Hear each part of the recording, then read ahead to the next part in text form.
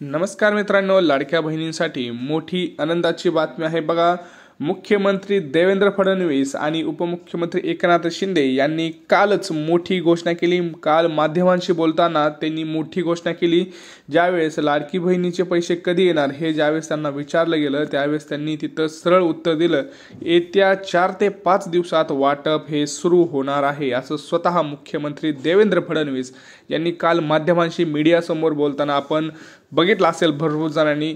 आणि त्यांनी स्वतः सांगितलं आहे की आम्ही येत्या 4 ते 5 दिवसामध्ये सर्व लाडक्या बहिणींचे पैसे हे खात्यावरती देऊ। आता तुम्हाला मी सगळ्यात मोठे 3 अपडेट सांगणार आहे, ज्याच्यामध्ये अजून काही महत्त्वाच्या बातम्या आपल्याला लाडक्या बहीण संदर्भात पाहायच्या आहेत।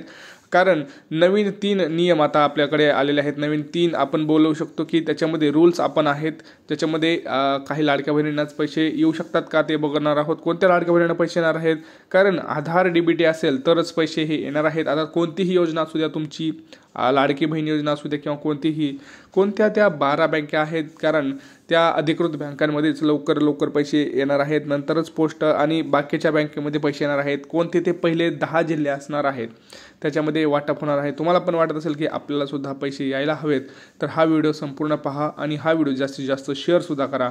नवीन आला असाल तर चॅनलला पहिल्यांदा सबस्क्राईब करा, व्हिडिओला लाईक करा। बघा, सगळ्यात महत्त्वाची अपडेट ती म्हणजे आता आपल्याला मुख्यमंत्री देवेंद्र फडणवीस यांनी स्वतः सांगितलेलं आहे की आता लाडक्या बहिणींच्या मोबाईलवरती एक मेसेज येणार आहे, ज्याच्यामध्ये लाडक्या बहिणींना पैसे आलेले आहेत असं समजणार आहे। आता तुम्ही म्हणाल ठीक आहे, पण कधी?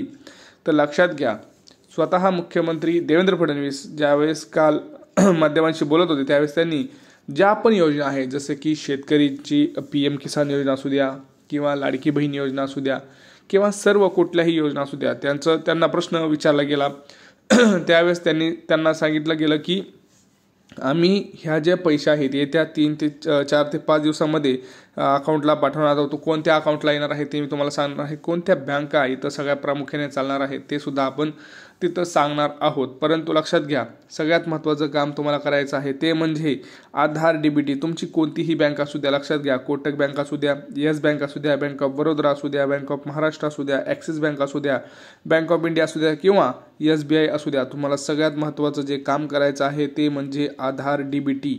लक्षात घ्या, आधार डीबीटी असेल तरच पैसे येणार आहे। तुम्ही म्हणाल हे काय आहे? लक्षात घ्या, ज्यावेळेस आपल्याला लाडकी बहिणी जे पैसे येत असतात ते तुम्हाला डायरेक्ट तुमच्या खात्यात येत असतात। कुठलाही मधला तिसरा माणूस नसतो ज्याच्या हातून पैसे येतात, डायरेक्ट सरकार, आता समजा हे सरकार आहे तर हा व्यक्ती आहे, तर सरकारकडून डायरेक्ट तुमच्या बँक खात्यामध्ये पैसे येतात, हे तर तिसरा कोणीही माणूस नसतो। त्यामुळं हे तुम्हाला आधार, त्यासाठी जर तुम्हाला पाहिजे असतील असं तर तुम्हाला आधार डीबीटी असणं खूप गरजेचं आहे। तर लक्षात घ्या, आधार डीबीटी म्हणजे काय हे तुम्हाला मी सांगतो। ज्यावेळेस आपण सरकार असं प्रकारे म्हणत असतं की आम्ही डीबीटी थ्रू पैसे पाठवतो, म्हणजे काय तर ते आधार कार्ड ज्या बँकेला कनेक्ट आहे आधार कार्ड नंबर टाकून पैसे पाठवले जातात। लक्षात घ्या, सरकार काही बँक अकाउंट टाकत नसतं पैसे पाठवताना, सरकार हे आधार नंबर टाकतं। जे आपल्याकडे 12 अंकी आधार कार्ड नंबर आहे ते आधार नंबर टाकून त्या आधार कार्डला जो बँक लिंक असेल त्या बँकेमध्येच, आता समजा हे आधार कार्ड आहे आणि आधार कार्डाचं तुमची ही बँक आहे, आता तुमच्या बँकेला समजा SBI बँक आहे, तुम्ही आधार कार्डवर तुमची SBI जर बँक लिंक असेल तर त्या बँकेत पैसे जातात, म्हणजे जे आधार कार्डवरनं पैसे जातात तुमच्या बँकेवरनं पैसे जात नाहीत। त्यामुळं तुम्हाला एक काम करायचं आहे, तुमची जी बँक आहे ती कोणत्या आधार जे आहे ते कोणत्या बँकेला कनेक्ट आहे ते करणं खूप गरजेचं आहे, तुम्हाला माहिती असणं खूप गरजेचं आहे।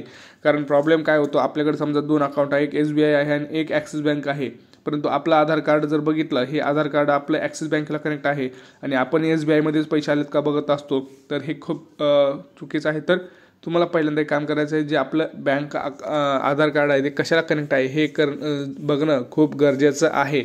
नसेल तर करून घ्या। त्यासाठी तुम्हाला काम करायचं आहे, बँकेत जायचं आहे आणि त्यांना म्हणायचं आहे की आम्हाला डीबीटी एनेबल्ड करून पाहिजे आहे। बघा, डीबीटी एनेबल्ड करायचं कसं तर तुम्हाला मी सांगतो, बँकेत जायचं, तिथं त्यांना डीबीटी एनेबल्ड करायचं म्हणायचं आहे, ते तुम्हाला फॉर्म देतील, तुम्हाला ते काय करतील, तुमचं आधार कार्ड घेतील, आधार कार्ड घेतल्यानंतर तुम्हाला ते एक मशीन देतील, त्या मशीनमध्ये तुमचा अंगठा हा प्रेस करायला लावतील, अंगठा, तुमचे डोळे वगैरे हे स्कॅन करून घेतले जातील।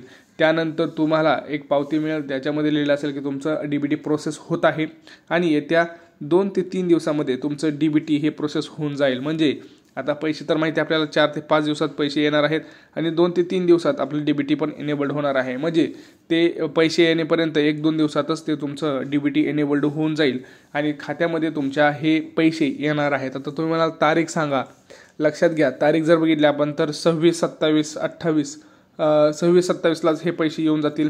कारण लाडक्या बहिणींना जास्त दिवस आम्ही वाट पाहायला लावणार नाही असं सुद्धा मुख्यमंत्री देवेंद्र फडणवीस आणि आपल्या राज्याचे लाडके उपमुख्यमंत्री म्हणजेच एकनाथ शिंदे यांनी स्वतः तसं बोललेलं आहे.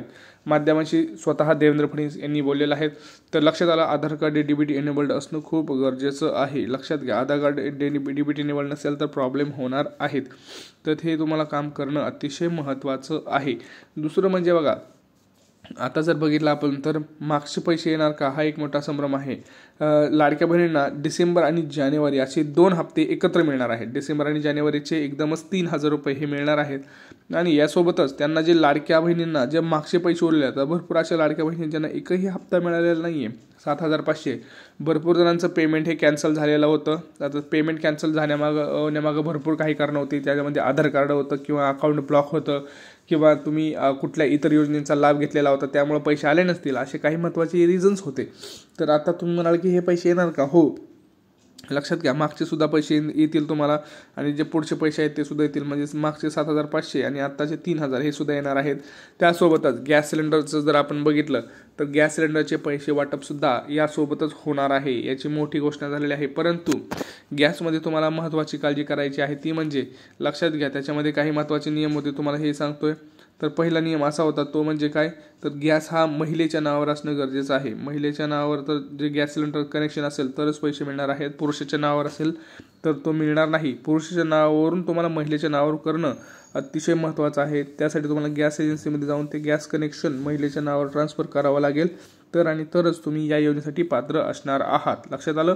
यानंतर तुम्हाला गॅसचे सुद्धा 850 रुपये हे तुमच्या खात्यामध्ये येणार आहेत. बघा, प्रामुख्यानं कोणत्या 12 बँका असतील मी तुम्हाला सांगतो. Bank of Baroda, bank of India, bank of Maharashtra, state bank of India, Indian bank, अशा महत्त्वाच्या काही बँका असतील. त्याच्यामध्येच लाडक्या बहिणीचे पैसे पहिल्यांदा पडणार आहेत आणि पोस्टात सुद्धा तुमच्या लाडक्या बहिणी योजनेचे पैसे पडणार आहेत. कारण असा निर्णय हा मंत्रिमंडळ बैठकीमध्ये होत असतो.